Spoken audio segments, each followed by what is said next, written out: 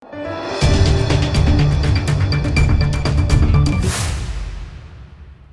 દર્શક મિત્રો, આપ જોઈ રહ્યા છો લોકમૈત્રી ન્યૂઝ। હવે જોઈએ અગત્યના સમાચાર। વિડીયો કોલ કરીને પોલીસ અધિકારી હોવાની ખોટી ઓળખ આપી જુદા જુદા બહાને ડિજિટલ એરેસ્ટ કરી લાખો કરોડો રૂપિયા પડાવતી ગેંગ હાલ સક્રિય છે। ત્યારે આ ગેંગના 2 સાગરીતોની વડોદરા સાયબર ક્રાઇમ દ્વારા અમદાવાદથી ધરપકડ કરવામાં આવી છે। વિડીયો કોલ કરીને પોલીસ અધિકારી હોવાની ખોટી ઓળખ આપી જુદા જુદા બહાને ડિજિટલ એરેસ્ટ કરી લાખો કરોડો રૂપિયા પડાવતી ગેંગ હાલ સક્રિય છે। ત્યારે ગેંગના 2 સાગરીતોએ વડોદરા શહેરના એક સિનિયર સિટીઝનને તમારે નામે કુરિયર ચાઇના જઈ રહ્યું છે, જેમાં ડ્રગ્સ, પાસપોર્ટ સહિત ગેરકાયદેસર સામગ્રી હોવાનું જણાવી પોતે મુંબઈ પોલીસ અને સીબીઆઈ અધિકારી હોવાની ખોટી ઓળખ આપી ધમકીઓ આપી 90 લાખ પડાવી લીધા હતા। જે રકમ પોતાના બેંક ખાતામાં મેળવનાર 2 શખ્સોની વડોદરા સાયબર ક્રાઇમ દ્વારા અમદાવાદથી ધરપકડ કરવામાં આવી છે।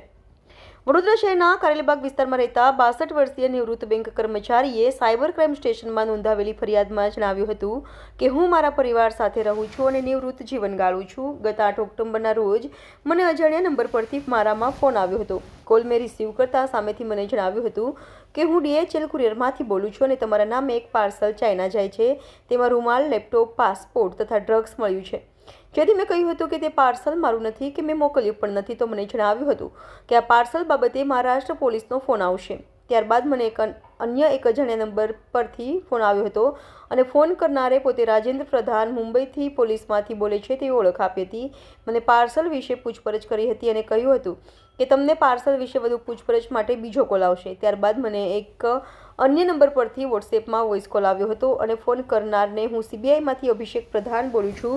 ત્યારબાદ તેણે મને વોટ્સએપ પર વિડીયો કોલ કર્યો હતો, જેમાં તેનો કેમેરો બંધ રાખ્યો હતો અને મને પાર્સલ વિશે પૂછપરછ કરી હતી। મને જણાવ્યું હતું કે નરેશ ગોયલ નામના કેસમાં તેમના ઘરે રેડ કરી હતી, ત્યારે તેના ડોક્યુમેન્ટ્સ મળ્યા છે, જેમાં એક એફિડેવિટ મળી આવી છે, જેમાં લખ્યું છે કે તમે 20 લાખ રૂપિયા લઈ કેનરા બેંકમાં તમારું ખાતું ખોલી તમારા ખાતાનો તેનો ઉપયોગ કરવાની છૂટ આપી હતી અને તે બેંક ખાતામાં 2 કરોડના ટ્રાન્ઝેક્શન થયા છે, જેની સામે તમે 10% કમિશન લેખે 20 લાખ રૂપિયા નરેશ ગોયલ પાસેથી લીધા છે। મેં તેને જણાવ્યું હતું કે મારું કેનરા બેંકમાં કોઈ ખાતું નથી અને હું મુંબઈ ક્યારેય આવ્યો નથી, તો તેણે જણાવ્યું હતું કે તમારે આ બધી બાબત સાબિત કરવાની રહેશે, જેના માટે તમારે તમારા બેંક ખાતાની માહિતી, FD, શેર્સ વગેરે તમામ ફાઇનાન્શિયલ માહિતી આપવાની રહેશે।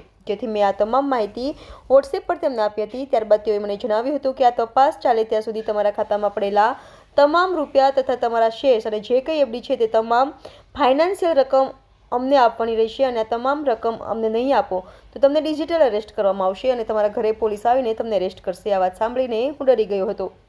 મારી પંથીના બેંક ખાતામાંથી ગત તારીખ 11/10/2024 થી 14/11/2024ના સમયગાળા દરમિયાન તેઓએ આપેલા 8 અલગ અલગ બેંક ખાતામાં રૂપિયા 90 લાખ રૂપિયા મેં ઓનલાઈન ટ્રાન્સફર કર્યા હતા। 90.90 લાખથી વધુ પડાવ્યા બાદ પણ ઠગ ટોળકીએ તેમની પાસેથી વધુ નાણાં પડાવવાનો પ્રયાસ કર્યો હતો। 13 નવેમ્બરના રોજ અંકિતા નામની મહિલાએ વોટ્સએપ કોલ કરી જણાવ્યું હતું કે તમારું બધું ક્લિયર થઈ ગયું છે અને તેઓએ 2 દિવસ પછી પૈસા પરત કરવા માટે વડોદરા ખાતે આવશે। ત્યારબાદ 17 નવેમ્બરના રોજ અન્ય નંબર પરથી તેમને ફોન આવ્યો હતો, જેમાં જણાવ્યું હતું કે અંકિતા અને અભિષેક તમારા ઘરે આવતા હતા અને રસ્તામાં તેઓનો અકસ્માત થયો છે, તેઓ વડોદરા આવવાના હતા, તે બાબતથી જાણ ફક્ત તમને જ હતી, જેથી તમે જ આ અકસ્માત કરાવ્યો છે, જેથી તમારી સામે ગુનો દાખલ કરીશું તેવી ધમકી આપીને 20 લાખની માંગણી કરી હતી, પરંતુ સિનિયર સિટીઝને વધુ પૈસા આપ્યા ન હતા। ત્યારબાદ મારા પૈસા મને પરત નહીં મળતા મેં મારા ભાઈ હિરેન શાહને જાણ કરી હતી અને તેમણે મને પોલીસ ફરિયાદ કરવાનું કહેતા મેં ફરિયાદ કરી છે।